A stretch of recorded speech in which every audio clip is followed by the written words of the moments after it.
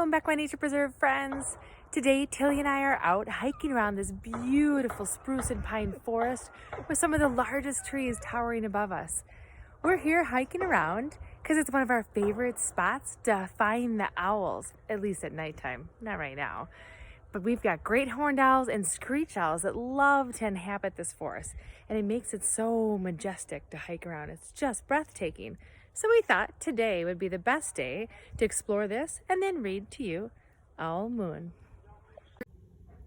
Owl Moon by Jane Yolen.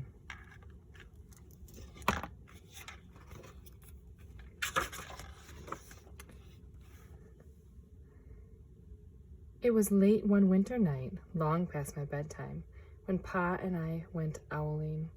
There was no wind, the trees stood still as giant statues, and the moon was so bright the sky seemed to shine. Somewhere behind us a train whistle blew, long and low, like a sad, sad song. I could hear it through the woolen cap Pa had pulled down over my ears. A farm dog answered the train, and then a second dog joined in. They sang out trains and dogs for a real long time. And when their voices faded away, it was as quiet as a dream. We walked on towards the woods, Pa and I. Our feet crunched over crisp snow like little gray footprints followed us. Pa made a long shadow, but mine was kind of short and round. I had to run after him every now and then to keep up.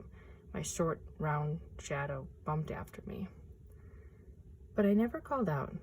If you go owling, you have to be quiet. That's what Pa always says. I've been waiting to go owling with Pa for a long, long time. We reached the line of pine trees, black and pointy against the sky, and Pa held up his hand. I stopped right where I was and waited. He looked up, as if searching the stars, as if reading a map up there.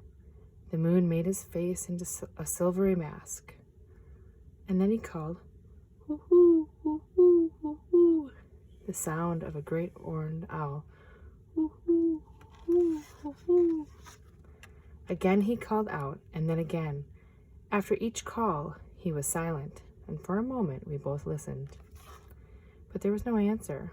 Pa shrugged, and I shrugged. I was not disappointed.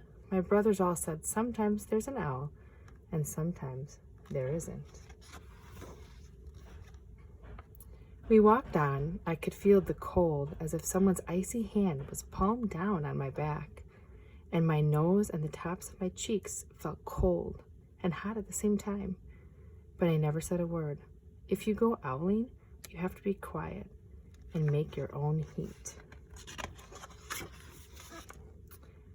We went into the woods. The shadows were the blackest things I'd ever seen. They stained the white snow. My mouth felt furry with a scarf over it, and the scarf over it was wet and warm. I didn't ask what kinds of things hid behind black trees in the middle of the night. When you go owling, you have to be brave.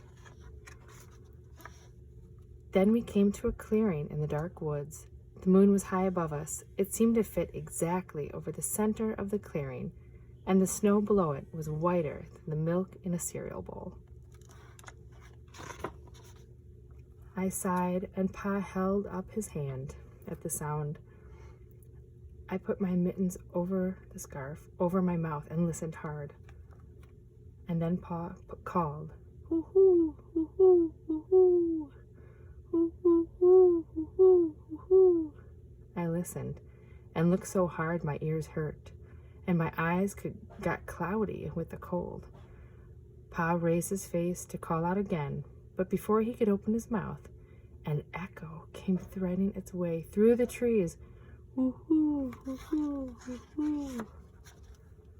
Pa almost smiled, and then he called back, "Hoo-hoo, hoo-hoo, hoo-hoo," just as if he and the owl were talking about supper, or about the woods, or the moon, or the cold. I took my mitten off the scarf, off my mouth, and I almost smiled too. The owls came closer from high up in the trees on the edge of the meadow. Nothing in the meadow moved. All of a sudden, an owl's shadow, part of the big tree shadow, lifted off and flew right over us. He watched silently with heat in our mouths and the heat of all the words we had not spoken, and the shadow hooted again. Pa turned on a big flashlight and caught the owl just as it was landing on a branch.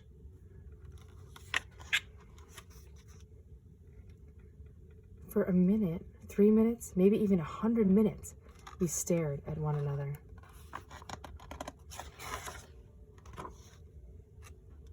Then the owl pumped its great wings and lifted off the branch like a shadow without sound.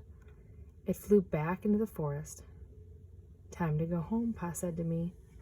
I knew then I could talk. I could even laugh out loud. But I was a shadow as we walked home.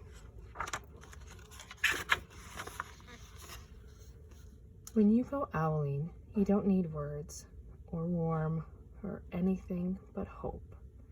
That's what Pa says. The kind of hope that flies on silent wings under a shining owl moon. The end.